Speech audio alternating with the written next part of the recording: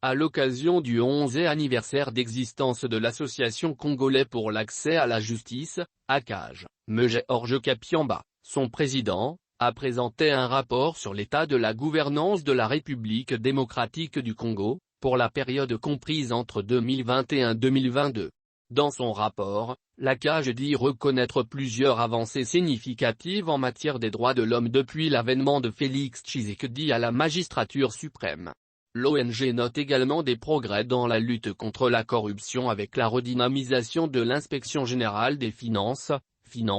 l'opérationnalisation de la cellule nationale des renseignements finances SONAREF, la création de l'Agence de prévention et de lutte contre la corruption ALPC, l'accès à l'eau potable et la réhabilitation de la voirie urbaine dans certaines villes. Malgré quelques signaux verts enregistrés, cette structure des droits de l'homme déplore la recrudescence des violations des droits par certains détenteurs du pouvoir public, principalement les corps habillés et les services de sécurité. Malheureusement, les méthodes condamnées et décriées sous les régimes passés font curieusement un retour en force dans les milieux des sécurocrates congolais qui justifient leurs dérives par des absurdités du genre la politique ne se fait pas par le respect des droits de l'homme, a-t-il fait savoir par ailleurs. L'ACAJ dit rester mobilisée pour que les gouvernants satisfassent les préoccupations du plus grand nombre. Elle invite le gouvernement de s'assurer que tous les responsables de services de sécurité respectent les droits fondamentaux des personnes arrêtées, veiller au respect des règles de la bonne gouvernance et l'égalité de chance.